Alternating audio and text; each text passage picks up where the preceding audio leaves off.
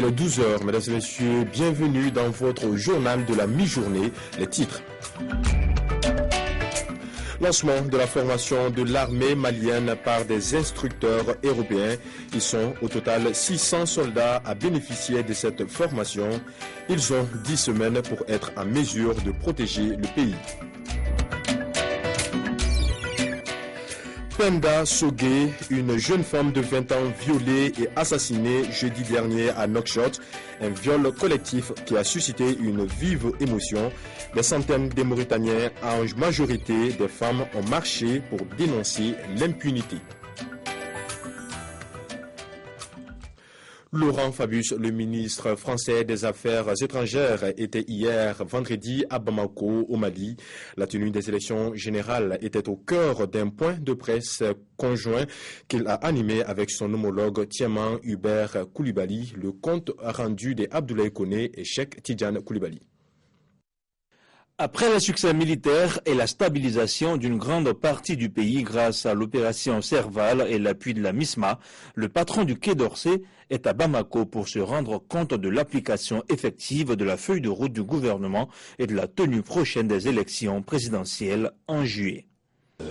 J'ai été frappé par les progrès très importants qui ont été accomplis depuis février de cette année.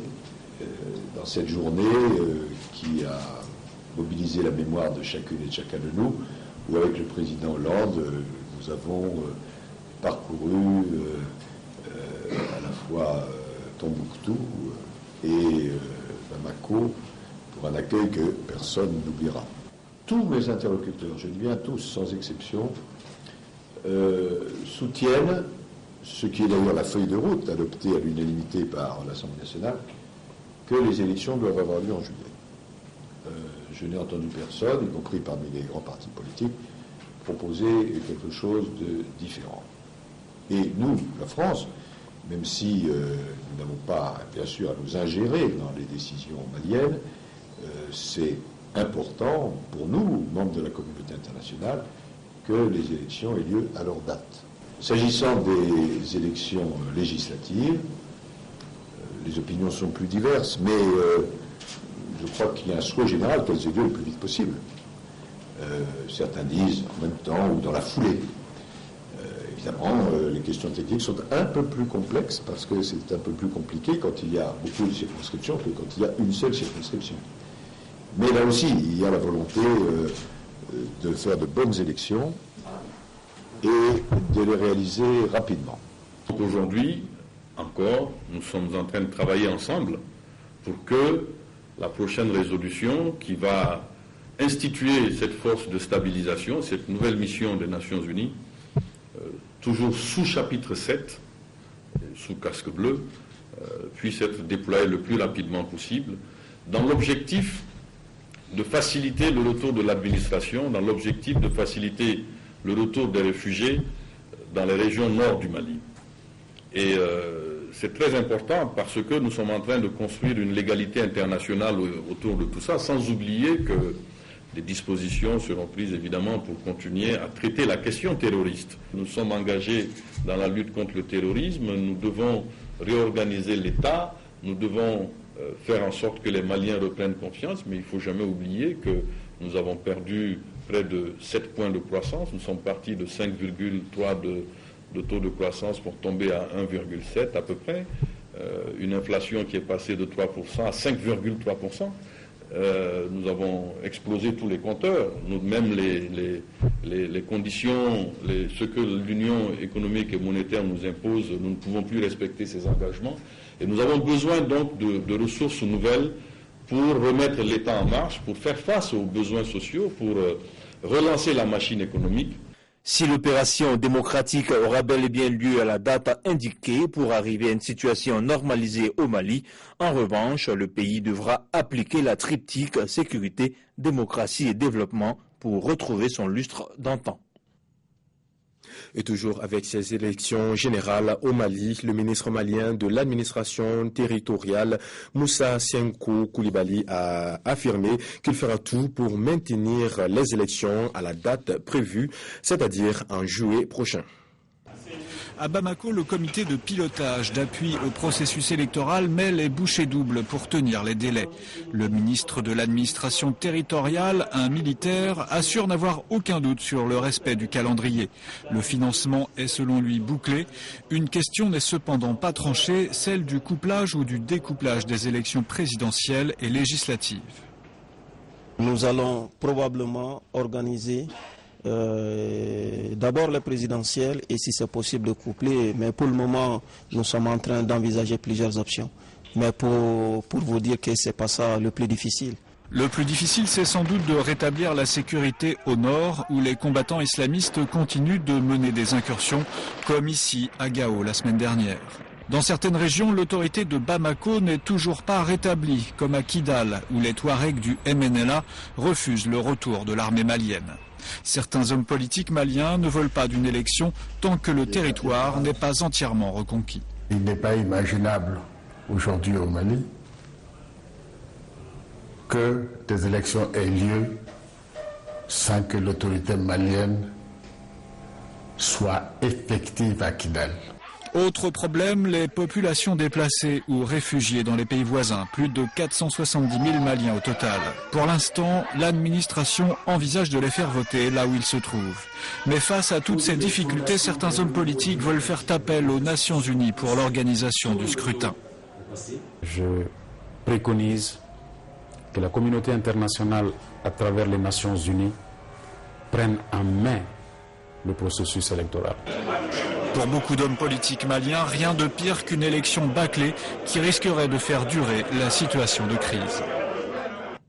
Et voilà, la situation sécuritaire reste instable dans le pays, surtout dans le nord du pays, alors que la France devrait commencer le retrait progressif de ses soldats d'ici cet été. Le défi reste la formation de l'armée malienne. Près de 600 soldats ont commencé à bénéficier d'une formation. Ils ont 10 semaines pour être à mesure de protéger le pays. À l'issue d'une consultation sur le Mali au Conseil de sécurité, les États-Unis ont souhaité qu'une mission de maintien de la paix de l'ONU, force de 1200 casques bleus, soit déployée au plus tôt. Une force qui prendrait le relais des militaires français et des forces panafricaines dès que les conditions de sécurité le permettront. Le but de cette opération des Nations Unies devrait, à notre avis, contribuer à l'élaboration au Mali d'un État sûr et démocratique en prenant en compte toutes les communautés du pays afin de soutenir l'intégrité de son territoire et la restauration complète de la souveraineté malienne. En attendant la mise en place de cette force onusienne, un premier contingent de 600 soldats maliens a entamé mardi sa formation par une centaine d'instructeurs européens à Koulikoro, à une soixantaine de kilomètres de la capitale Bamako. Dans un premier temps, ce contingent aura une formation généraliste.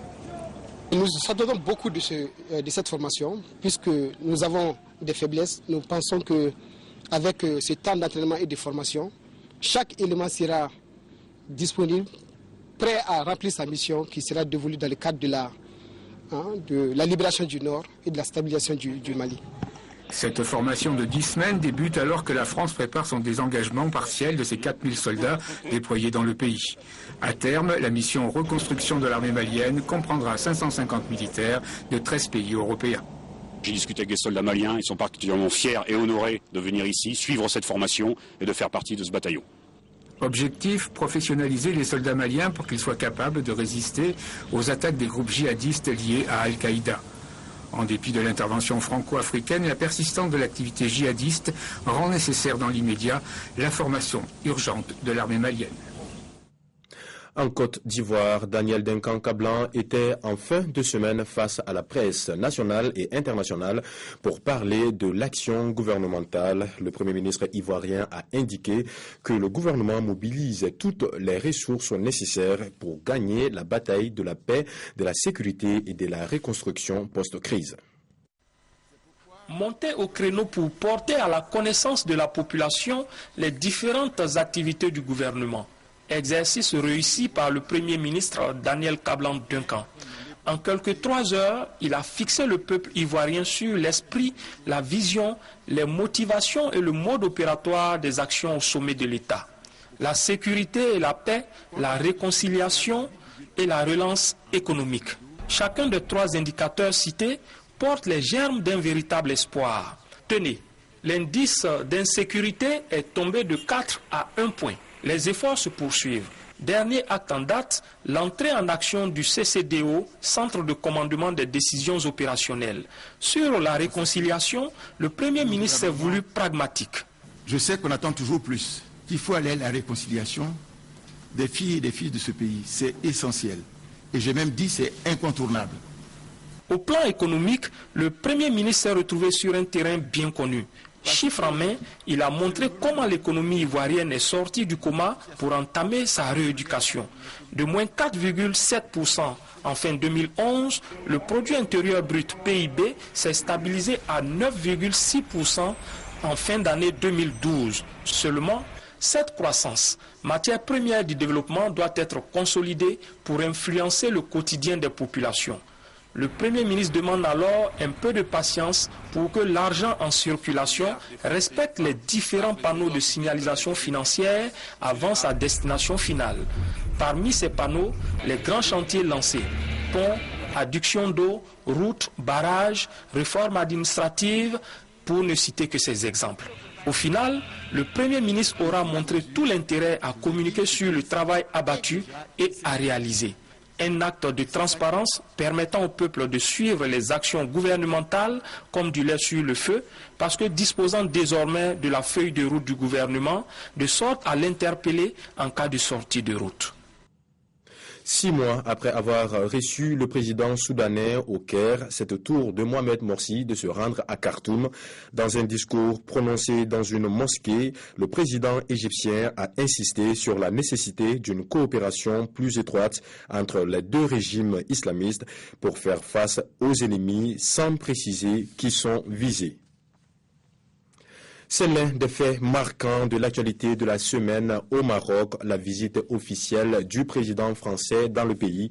On retiendra la série d'accords et de conventions signés entre les 2 parties, mais aussi le soutien de François Hollande au projet d'autonomie des provinces du Sud. À l'issue de cette visite d'État, une déclaration conjointe a été publiée par les 2 pays. Dans leur déclaration conjointe, le Maroc et la France se félicitent de la nouvelle impulsion donnée par la visite du président français au partenariat d'exception qui existe entre les 2 pays. Plusieurs accords et conventions ont été conclus lors de cette visite et de nouveaux projets communs ont été finalisés dans l'éducation, les énergies renouvelables, l'agroalimentaire ou l'industrie. Le Maroc et la France saluent le dynamisme des opérateurs économiques qui développent des partenariats opérationnels dans le cadre d'une vision commune. La déclaration conjointe rappelle le soutien de la France aux réformes engagées dans le Royaume et son appui au plan marocain d'autonomie pour les provinces du Sud, comme base sérieuse et crédible d'une solution négociée pour le dossier du Sahara. Les 2 pays se félicitent également de la qualité de leur coopération sécuritaire. Le Maroc et la France constatent aussi leur convergence de vues sur toutes les questions d'ordre régional et international, comme pour les relations euro-méditerranéennes, le développement du continent africain ou la situation au Sahel. Concernant le Proche-Orient, les 2 pays se félicitent de l'accession de la Palestine au statut d'État non membre observateur de l'Organisation des Nations Unies. Sur le plan culturel, les 2 parties souhaitent renforcer leur coopération et rappellent leur engagement pour le respect de la diversité culturelle et linguistique.